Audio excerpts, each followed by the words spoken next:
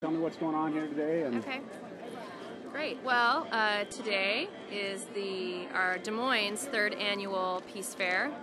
Actually, we've expanded it to the Iowa Peace Fair because we have groups coming in from Keokuk. I think Iowa City has a group here. So for our 3rd year, that's pretty exciting that we're expanding out into the state.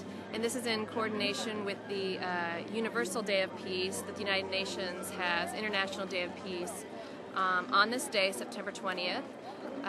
So across the world, there are activities, events, celebrations of peace, people coming together to raise their voice for peace at this very moment. So it's very exciting. I think it's a collective movement, and it's growing here in Des Moines. It's good to see more people out this year. We have more people wanting to come table. We're down here with the farmers market, which is amazing. People can just kind of come over and check out what we're about, and get some information about peace, different peace groups in Des Moines. We have lots of children's activities. We're building bridges of peace this year.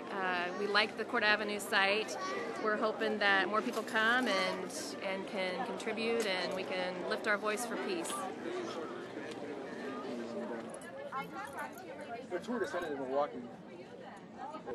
Hi. At this festival. How are you? Good. What's this about? One Sky is about global climate change, bold federal climate legislation. We're with our sister parish. It's a group of compañeros, and we have a mission to El Salvador. Okay. So we support fair trade. So the coffee is all a fair trade product. The bags are all fair trade, and we work towards solidarity, basically. Okay. You link groups here with groups. Yep, we link organizations here with a village or a canton. Church or churches or whatever. Yep. Most of them are churches. The organization is under the auspice of the Des Moines Presbytery, but it's ecumenical in nature. So we have Presbyterians, Catholics, medical delegations that go down. Very good. And the coffee. The coffee is all a fair trade product. Yep. Done Justo. It's Don Justo with Dignity Coffee. Then we're good. And how much of the proceeds go to the grower? They get paid a just wage, so the majority of the profits are going back to the farmers. So we cover enough for transportation to get it here. We cover enough money to pay someone who works here on it. They get like $1 per pound for selling it. We sell them for $9 and $8, but about 75% of the profits are going back to El Salvador. Great. Best organization in the world. Yes, we have 5 Nobel Peace Prize winners. We have a youth movement, and there she is. How are you guys doing? How are you doing? Good. Go to Lincoln? No. Next year. Next year? Cool. Well, basically today, we're here to explain about what is Islam, and also to disband a lot of the misconceptions about what Islam is. True meaning of Islam is basically we believe in one God, and that He has no partners, He has no one comparable unto Him, and that we worship Him, and this is the purpose of our creation, is to worship the one true God. Also, we're talking about the 5 pillars of Islam, which is to, first of all, testify that you believe in the one true God and no one other than Him, and also to pray 5 times a day, to fast in the month of Ramadan, and this is actually the month of Ramadan. Also to give charity to those in need, and the last pillar of Islam is to go on a pilgrimage to the holy prayer in Mecca. Islam, the meaning of Islam is actually peace through the submission of to the one true God. So, and the word Muslim is the one who submits himself to us in the name of Islam to the one true God. So that's what we're here to talk about today. What are you doing here? We're making squares for a peace quilt we're going to be putting together through the Methodist Federation for Social Action. And then we'll have it on display at various peace events or meetings throughout the coming years, when we get it together. Palestinian fair trade olive oil, which means that the majority of the profits go back to the Palestinian farmers. I think with the exception of $2 that goes to our local program, and then the cost of shipping.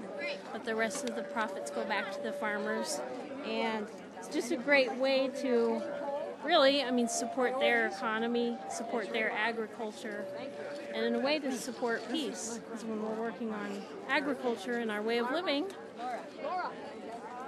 it's much easier to focus on peace. Hi, I'm Vern Naffier. I'm the president of the board of directors of the Progressive Coalition of Central Iowa. It's a coalition that is in contact with about 100 different progressive groups around the state of Iowa. We lost a lot of people last year because they were primarily seniors in our group, and we're trying to get more students because the more numbers we have, the more effect it will probably have. What's your group? Tell me your group. Students Beyond War. Well, we're primarily from the Des Moines district with a few Waukee and one Indianola. Yeah, any students interested. And what's your purpose? Just to raise awareness about the war and that there's other choices. We're with Quilt for Darfur. Right now we have the Tents of Hope campaign, and what this was tents bringing awareness of genocide and the refugee situation. And with the tents, they're a symbol of loss. And then from there, the tents from over 300 cities are going to go to Washington, D.C. for a rally on the National Mall in November, and we'll be shipping our tent out there to join that rally. And from then, the tents are going to be shipped to Sudan and be used for the refugees.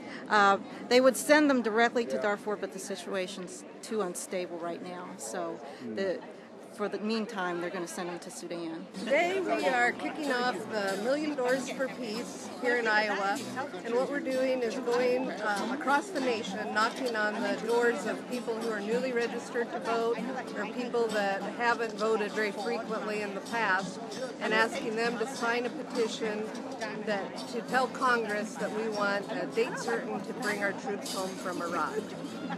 University of Iowa Anti-War Committee.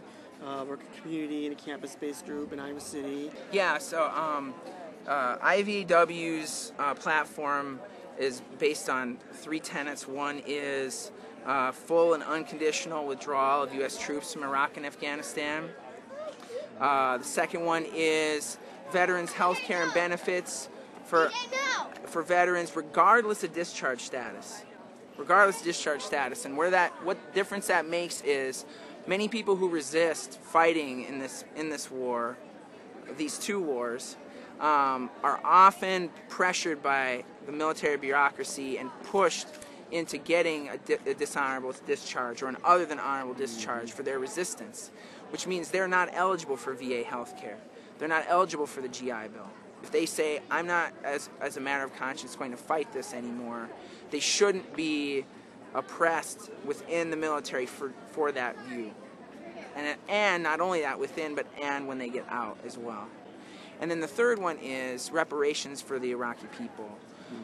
Because we invaded their country under false pretenses, and we have occupied it now for 5 years. We've occupied Afghanistan now for 7 years. And these people didn't ask for this. Many have died. Many have been displaced. You have a UN figure of over 4 million, not only refugees, but internally displaced persons. Those people in Iraq, they've either lost their homes, had to move, had families killed, family members killed, and those people, the ordinary people, deserve reparations for that. So those are the three primary platform points for IVW. And Amnesty International is the largest grassroots human rights organization in the world. We work on behalf of individuals who are imprisoned or at risk of imprisonment because of their nonviolent expression of their beliefs, whether it's political, religious, social, etc. This is a petition for the H.R. 4300 that's in the United States House of Representatives right now. It's in committee. And it would eliminate life without parole for children in all 50 states. Google H.R. 4300. There are petitions to sign there too, and the names. And the bill is very succinct, and it covers all the bases. And tell me what the bill is supposed to do again? It's supposed to eliminate life without parole for children in the United States, all 50 states.